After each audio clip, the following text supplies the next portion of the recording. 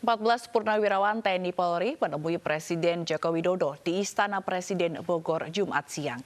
Mereka menyampaikan pandangan pentingnya pemerintah menjaga persatuan, kedaulatan, dan ideologi negara. Salah satu materi diskusi antara Presiden Joko Widodo dengan 14 purnawirawan TNI dan Polri terkait pembentukan undang-undang haluan ideologi Pancasila. Para purnawirawan meminta agar Pancasila tidak tercampur paham liberalisme, komunisme, dan radikalisme. Dengan Bapak Presiden, Legiun Veteran, dan purnawirawan TNI itu menyampaikan usul-usul yang sifatnya konkret, tetapi yang sifatnya prinsip sama ya antara Presiden dan kita semua yang hadir tadi, bahwa Pancasila itu adalah ideologi yang sudah final. TAP MPRS nomor 25 tahun 66 itu berlaku mutlak karena sudah dikunci keberlakuannya oleh TAP MPR nomor 1 tahun 2003. Mari kita bersatu mendukung kebijaksanaan pemerintah dalam upaya mensejahterakan rakyat. Mantan Menteri Pemuda dan Olahraga Imam Nahrawi membacakan pledoi atau nota pembelaan dalam sidang yang digelar di Pengadilan Tipikor Jakarta. Imam Nahrawi meminta majelis hakim mengabulkan justice kolaborator yang telah ia ajukan. Terdakwa Imam Nahrawi membacakan pledoi secara video conference dari gedung KPK Jakarta. Dalam pembelaannya, Imam mengaku tidak terlibat dalam kasus yang didakwakan kepadanya. Terdakwa Imam Nahrawi juga memohon kepada hakim untuk tidak menghapus hak berpolitiknya. Sebelumnya, jaksa menuntut Imam Nahrawi dengan hukuman 10 tahun penjara, denda 500 juta rupiah, subsidiar 6 bulan kurungan. Imam dan asisten pribadinya Miftahul Ulum diduga menerima suap 11,5 miliar rupiah dari mantan pejabat KONI.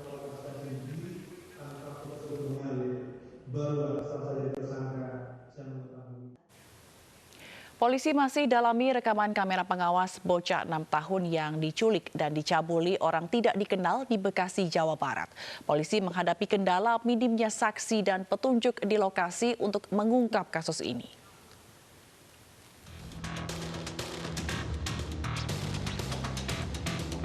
Satuan Reskrim Polres Metro Bekasi Kota masih menyelidiki rekaman kamera CCTV dugaan penculikan dan pencabulan bocah 6 tahun warga Kayurungin Jaya, Bekasi, Jawa Barat yang terjadi 10 Juni lalu.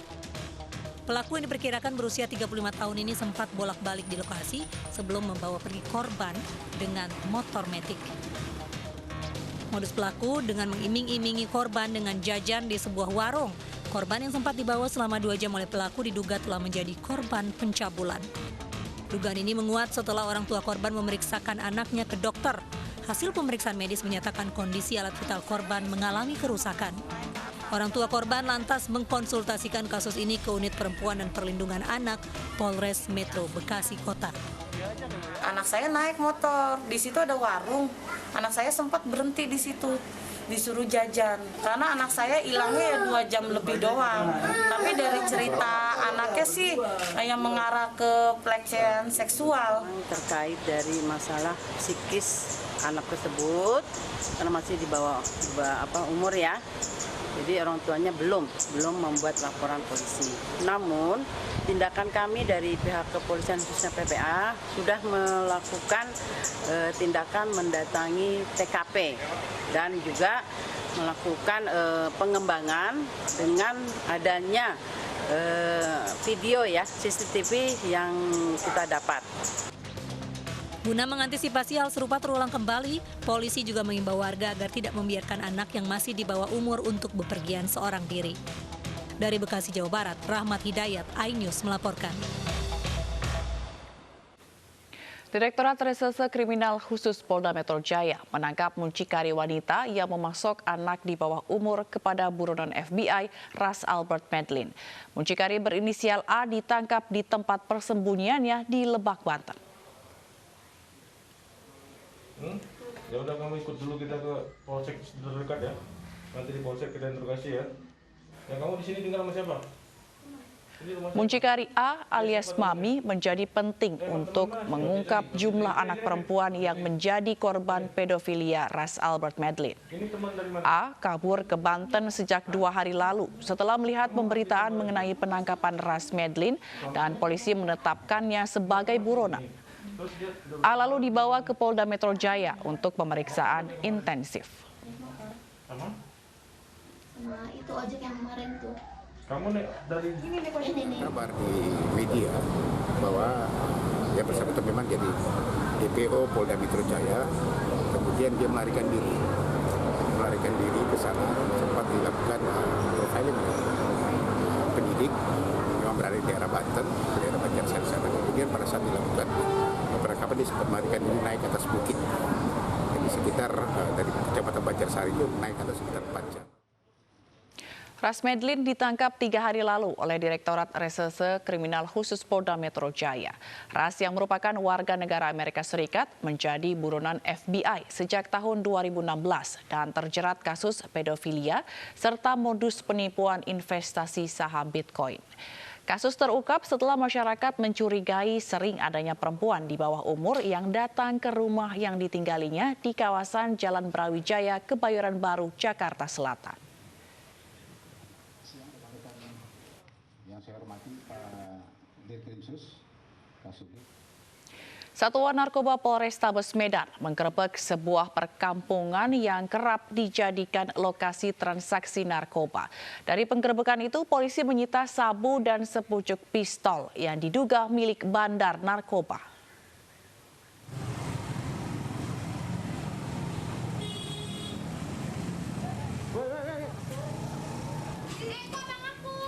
Jalan sempit di kawasan Multatuli Medan menjadi sasaran penggerebekan zat narkoba Polrestabes Medan. Satu persatu warga yang dicurigai digeledah petugas. Polisi menangkap 2 pemuda yang tengah mengemas sabu ke dalam kemasan siap edar seberat 63 gram. Dalam penggerebekan ini, petugas menemukan sepucuk pistol airsoft gun yang disita di salah satu rumah yang menjadi target operasi polisi. Namun pemiliknya diduga sudah kabur karena mengetahui kedatangan petugas. Selain itu, polisi menangkap 4 orang lain yang diduga terlibat kasus narkoba, termasuk barang bukti sabu dan alat hisap.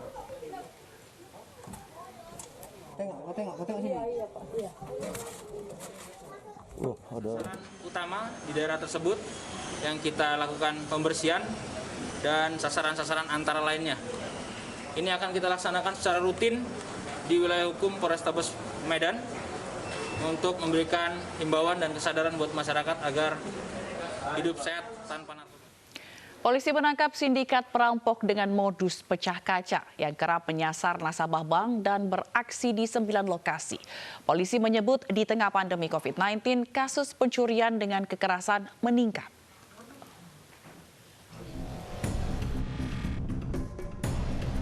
Kapolda Metro Jaya Irjen Pol Nana Sujana menyebut di tengah pandemi COVID-19, kasus pencurian dengan kekerasan, pencurian dengan pemberatan, dan pencurian sepeda motor meningkat 6%. Pihaknya berhasil mengungkap sejumlah kasus, diantaranya menangkap tersangka perampokan dengan modus pecah kaca kendaraan di kawasan Depok, Jawa Barat. Para tersangka kerap menyasar nasabah bank dan telah beraksi di 9 lokasi. Nah, berdasarkan dari CCTV itulah kemudian kami kembangkan. Kami terus melakukan penyelidikan selama 1 bulan ya. 1 bulan akhirnya terungkaplah bahwa ini merupakan sindikat pelaku curas ataupun curat spesialis nasabah bank. Dan dari hasil ini ya pemeriksaan yang mereka akui ini ada 9 TKP. Ya, ada 9 TKP yaitu di wilayah selain di wilayah Depok juga di Tangerang. Baik Tangerang Kota maupun Tangerang Selatan. Jadi hasil pengembangan itu ada 9 TKP yang mereka lakukan. Sebelumnya perampokan dengan modus pecah kaca terjadi di kawasan Depok, Jawa Barat 3 Mei 2020. Pelaku nekat beraksi di siang hari di tengah jalanan yang ramai. Kawanan perampok memecahkan kaca mobil yang sedang berhenti dan mengambil tas berisi uang. Pengendara mobil mengejar pelaku dan berhasil merebut kembali tas berisi uang namun berhamburan. Sayangnya pelaku berhasil kabur setelah mengancam warga dengan senjata api. Tim Liputan iNews melaporkan.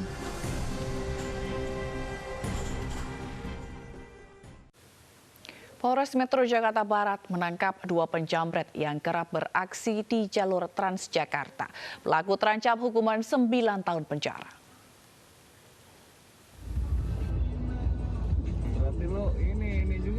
Dua pelaku jamret terhadap sopir mobil box di Jalan Hayamuruk, Jakarta yang sempat viral di media sosial beberapa waktu lalu ditangkap polisi. Kedua penjamret ini berinisial IBP dan JAR ditangkap di kawasan Jakarta Pusat. Mereka kerap beraksi di jam sibuk ketika lalu lintas padat. Targetnya adalah kendaraan yang melintas dekat jalur Transjakarta di wilayah Jakarta Barat, Jakarta Pusat, dan Jakarta Timur. Memang kemarin sempat ada sedikit kelambatan karena si korban sendiri tadinya tidak bikin laporan, ya. Korban baru bikin laporan kemarin, sehingga tepatnya sehari setelah korban melaporkan kejadian itu, Reskrim Jakarta Barat berhasil mengamankan pelakunya. Dari pelaku, polisi menyita barang bukti berupa telepon genggam milik korban, helm, baju, dan sepeda motor yang mereka kendarai. Kedua pelaku dijerat pasal 365 KUHP tentang pencurian dengan kekerasan dengan ancaman maksimal 9 tahun penjara. Dari Jakarta, Miftahul Gani, iNews melaporkan.